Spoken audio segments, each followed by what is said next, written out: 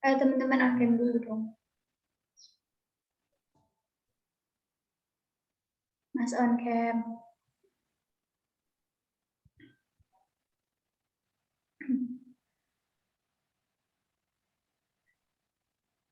Aku mulai ya. Baik, bismillahirrahmanirrahim. Assalamualaikum warahmatullahi wabarakatuh.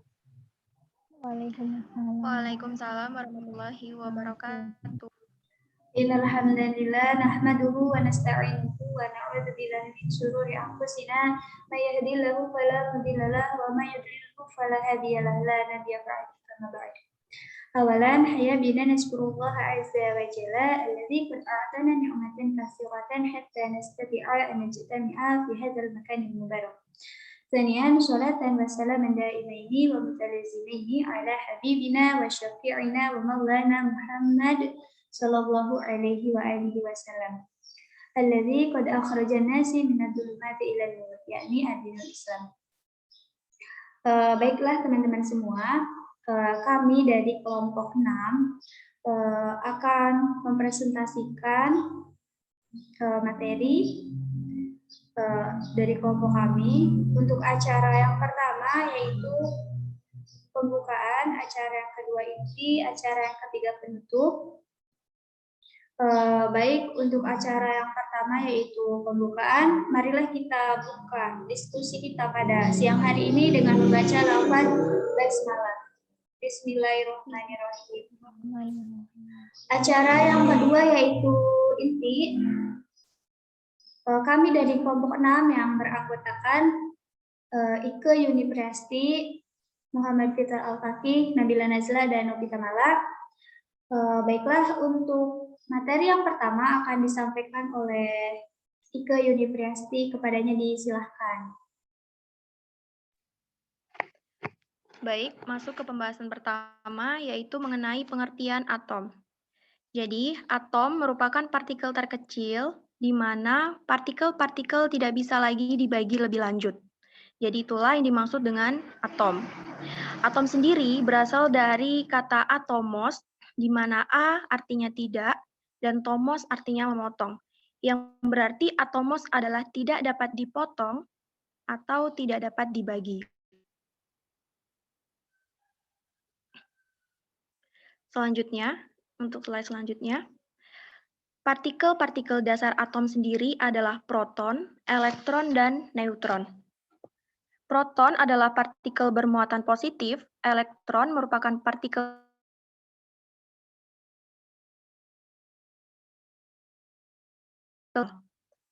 Hal ini disebabkan karena proton bergabung dengan elektron, maka sifatnya berubah menjadi netral. Slide selanjutnya.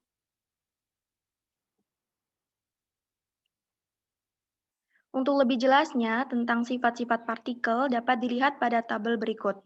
Jadi untuk proton dengan tanda P dengan muatan plus 1 dengan massa 1,67252 kali 10 pangkat min 24 atau setara dengan 1,00727663 satuan massa atom atau SMA. Untuk neutron dengan tanda N kecil dengan muatan 0, masanya 1,67482 kali 10 pangkat minus 24 atau setara dengan 1,008664 SMA, dan elektron dengan tanda E kecil dengan muatan minus 1 dengan massa 9,1091 kali 10 pangkat minus 28 atau setara dengan 0,00548597 SMA. Selanjutnya,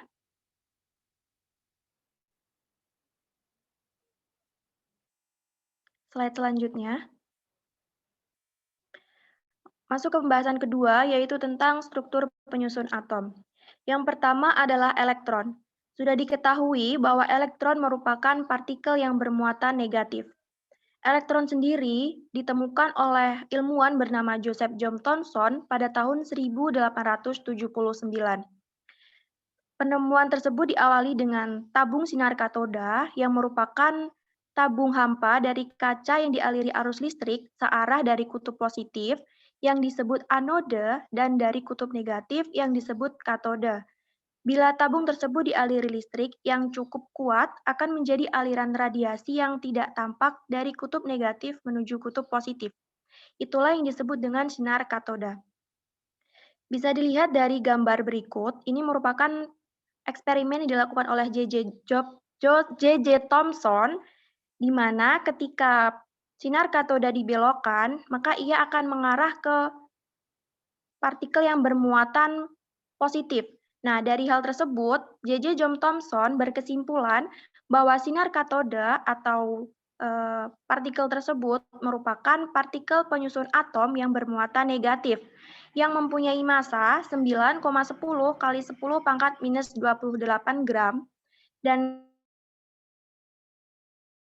elektron. Slide selanjutnya.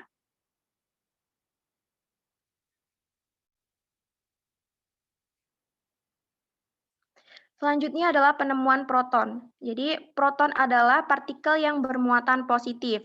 Nah, penemuan ini diawali oleh Eugen Goldstein pada tahun 1886, yang mana ia membuktikan adanya muatan positif. Pembuktian tersebut dilakukan menggunakan tabung sinar katoda, di mana plat katoda telah diberi lubang. Ia mengamati jalannya sinar katoda yang merambat menuju anoda. Ternyata terdapat sinar lain yang bergerak dengan arah berlawanan, melewati lubang pada plat katoda. Oleh karena itu, arahnya berlawanan, maka sinar tersebut haruslah terdiri dari muatan positif. Nah, dari percobaan tersebut mengejutkan bagi Rutherford, karena penemuan ini menyebabkan gugurnya teori atom Thomson. Karena pada percobaan tersebut, partikel yang terpantul diperkirakan telah menabrak sesuatu yang padat di dalam atom. Dari hal tersebut dibuktikan bahwa berarti di dalam atom terdapat partikel lain yang berarti partikel tersebut tidak bersifat homogen, seperti yang digambarkan oleh Thomson sebelumnya. Baik, untuk slide selanjutnya.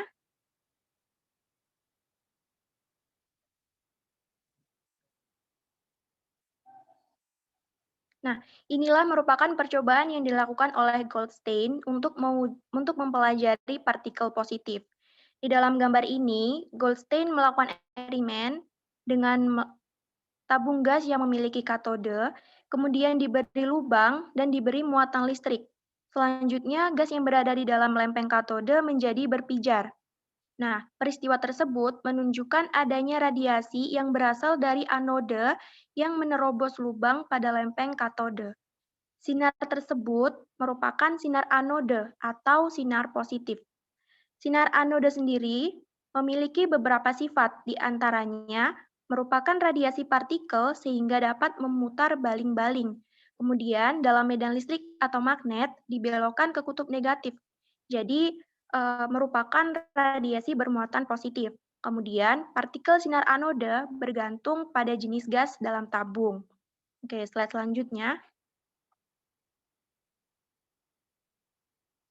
Nah, berdasarkan fakta-fakta yang didapat dari percobaan tersebut, Rutherford mengusulkan model atomnya yang menyatakan bahwa atom terdiri atas inti atom yang sangat kecil dan bermuatan positif yang dikelilingi oleh elektron yang bermuatan negatif. Nah, jumlah proton dalam inti sama dengan jumlah elektron yang mengelilingi inti, sehingga atom bersifat netral. Nah, slide selanjutnya.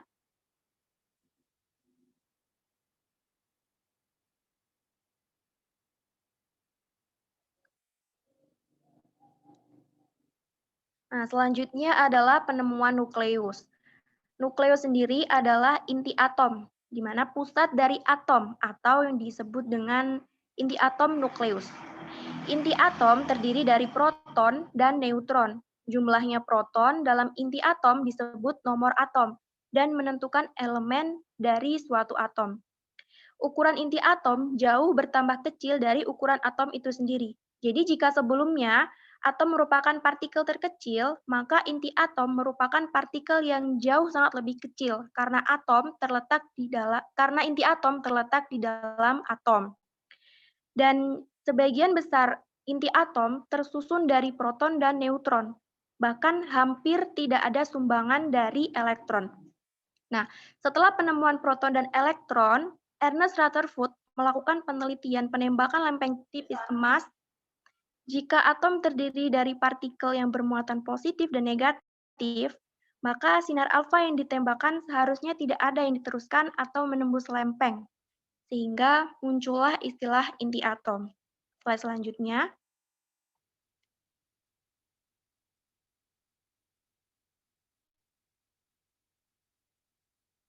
Nah, pada gambar tersebut merupakan gambar dari percobaan Ernest dengan melakukan penembakan lempeng emas. Nah, dari hasil percobaan ini membuat Rutherford menyatakan hipotesisnya bahwa atom tersusun dari inti atom yang bermuatan positif dan dikelilingi elektron yang bermuatan negatif, sehingga atom bersifat netral. Oke, selanjutnya.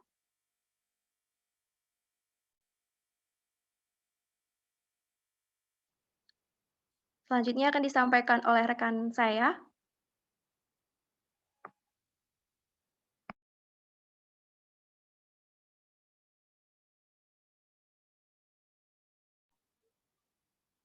Baiklah, slide selanjutnya yaitu penemuan neutron. Penemuan partikel neutron diawali oleh penelitian Rutherford. Dalam eksperimennya, ia berusaha menghitung jumlah muatan positif dalam inti atom dan massa inti atom. Dan ia mendapati bahwa massa inti atom hanya setengah dari massa atom. Hingga pada akhirnya pada tahun 1932, James Chadwick membuktikan keberadaan partikel neutron. Slide selanjutnya. Pada prediksi dari Rutherford memacu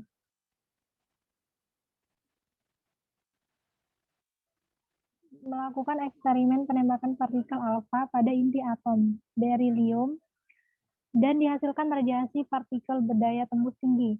Eksperimen ini dilanjutkan oleh James Chadwick.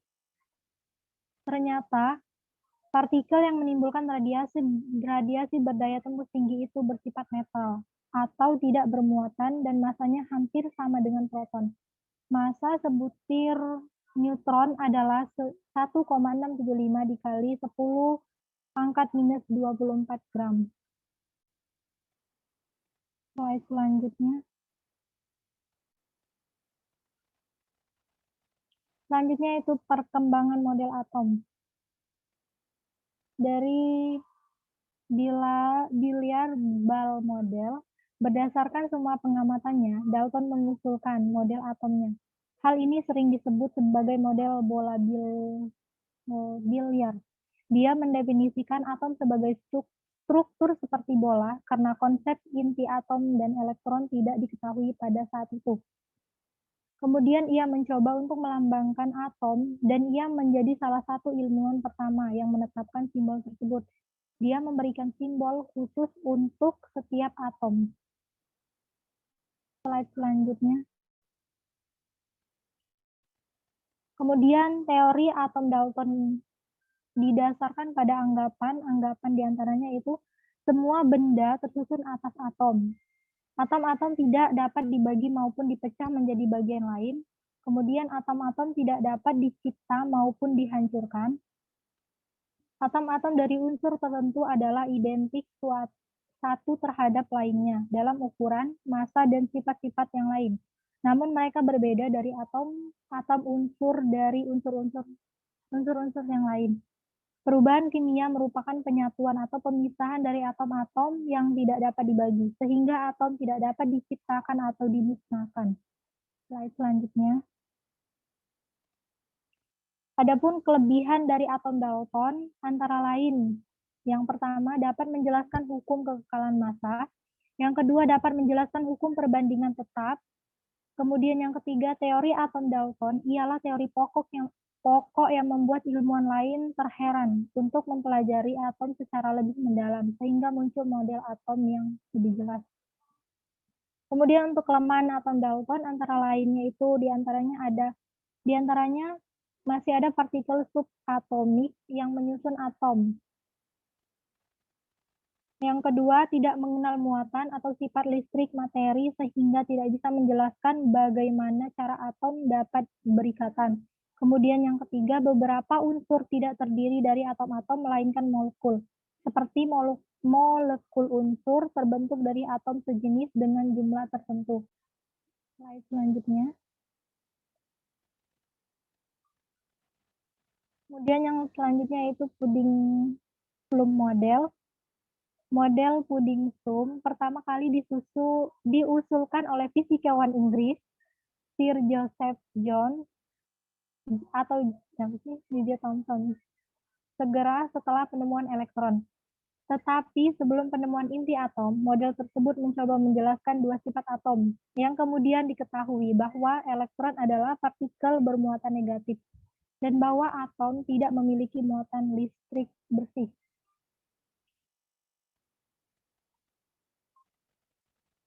Pada saat penemuan, J.J. Thomson menyebutkan partikel bermuatan negatif ini sebagai sel darah, model pudding plum. Thomson adalah model pertama yang mewakili struktur atom materi.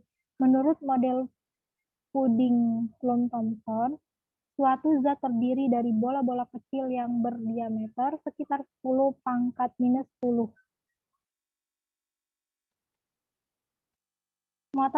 Muatan positif tersebar merata di seluruh volume bola yang disebut puding.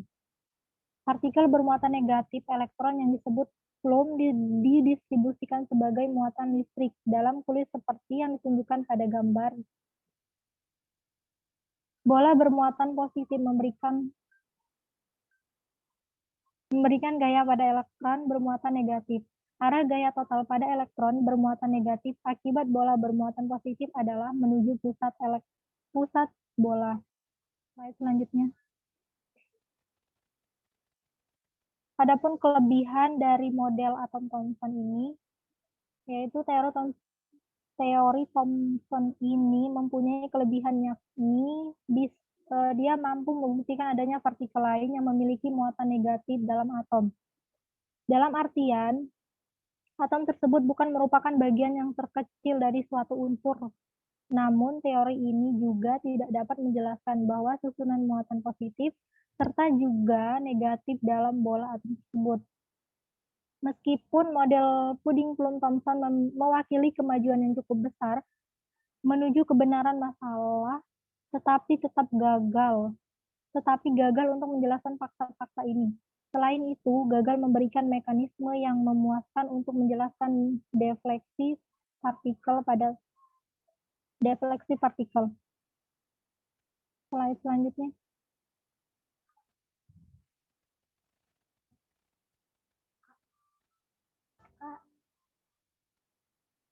Deskripsi struktur atom yang diusulkan pada tahun 1911 oleh fisikawan kelahiran Selandia Baru, Ernest Rutherford. Model tersebut menggambarkan atom sebagai inti kecil, padat, bermuatan positif yang disebut inti, di mana hampir semua massa terkonsentrasi, di mana cahaya konstituen negatif disebut elektron beredar pada jarak tertentu, seperti di planet yang berputar mengelilingi matahari. Slide selanjutnya.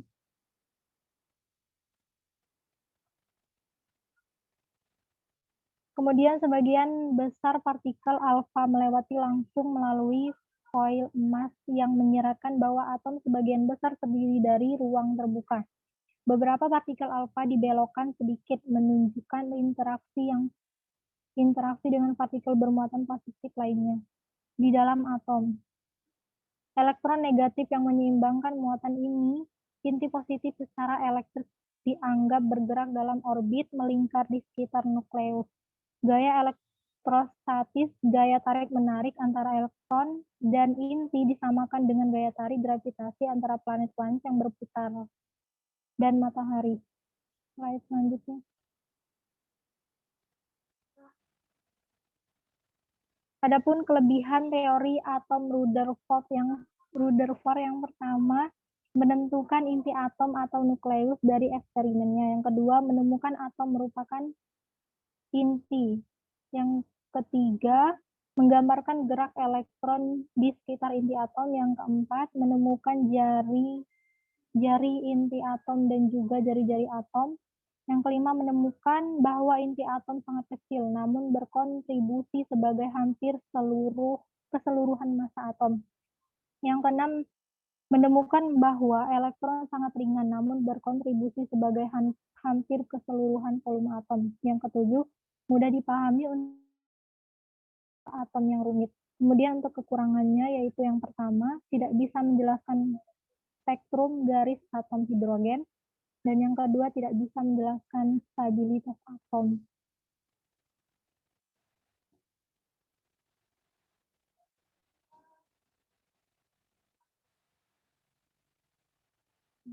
Selanjutnya kemudian yang selanjutnya akan dilanjutkan oleh teman saya. Oke, selanjutnya adalah kita akan membahas mengenai Bohr model. Model ini adalah pengembangan dari model Padding-Prem tahun 1904. Model dari model Rutherford 1911. Karena model Bohr adalah pengembangan dari model Rutherford, jumlah sumber yang mengombinasikan kedua nama dalam penyebutannya menjadi model Rutherford-Bohr. Seperti sudah dikenali sebelumnya, Rutherford mengemukakan teori atom Rutherford sesuai percobaan hamburan sinar alfa oleh partikel emas yang diterapkannya. Kunci keberhasilan model ini adalah dalam menjelaskan formula Rydberg mengenai garis-garis emisi spektral atom hidrogen. Meskipun formula Rydberg sudah dikenal secara eksperimental, tetapi tidak pernah mendapatkan landasan teoritis sebelum model Bohr diperkenalkan. Oke, next.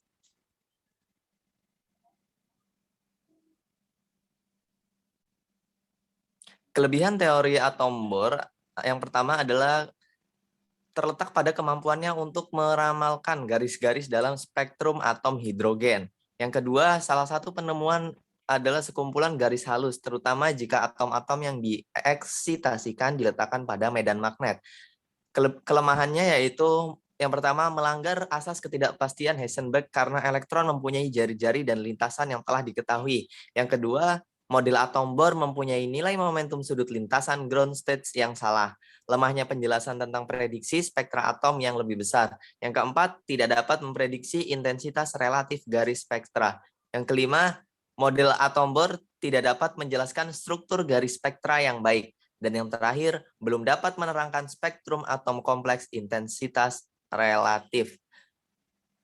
Oke, next. Selanjutnya adalah electron cloud mode. Setelah abad ke-20, pemahaman mengenai atom makin terang benderang. Model atom modern yang kita yakini sekarang telah disempurnakan oleh Erwin Schrödinger pada 1926. Schrödinger menjelaskan partikel tak hanya gelombang, melainkan gelombang probabilitas kulit-kulit elektron bukan kedudukan yang pasti dari suatu elektron, namun hanya suatu probabilitas atau kebolehjadian saja. Sebelumnya, Werner Herzberg juga mengembangkan teori mekanika kuantum dengan prinsip ketidakpastian. Next. Kelebihan teori mekanika kuantum yang pertama adalah dapat menjelaskan posisi kebolehjadian ditemukannya elektron. Yang kedua, dapat menjelaskan posisi elektron ketika mengorbit. Yang ketiga, dapat mengukur perpindahan energi eksitasi dan emisinya. Yang keempat, mengidentifikasi proton dan neutron pada inti, sementara elektron berada pada orbitnya. Kekurangan teori mekanika kuantum adalah yang pertama, persamaan ini hanya dapat diterapkan secara eksak untuk partikel dalam kotak dan atom dengan elektron tunggal. Yang kedua, sulit diterapkan untuk sistem makroskopis dengan kumpulan atom, misalnya adalah hewan. Next. Maka dapat disimpulkan bahwasannya istilah atom berasal dari bahasa Yunani yaitu atomos yang berarti tidak dapat dipotong ataupun sesuatu yang tidak dapat dibagi-bagi lagi. Atom terdiri dari proton, neutron, dan elektron.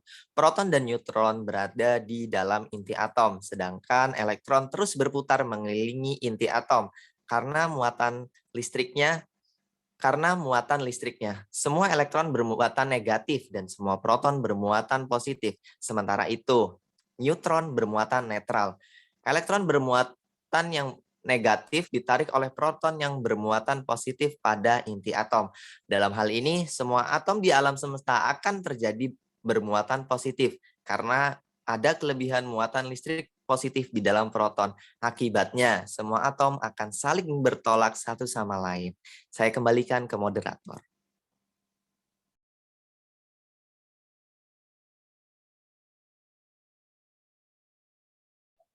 Baik, terima kasih kepada para pemateri yang telah menyampaikan. Untuk selanjutnya, mungkin cukup ya dari kami. Kita tidak ada sesi tanya jawab. Kita langsung penutup. Mungkin sebelum penutup, bisa untuk on cam terlebih dahulu karena kita akan melakukan sesi dokumentasi.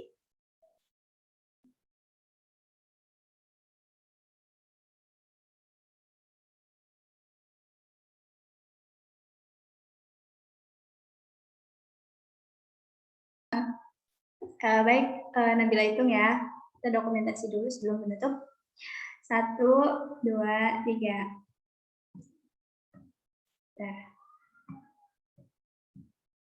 Sudah cukup.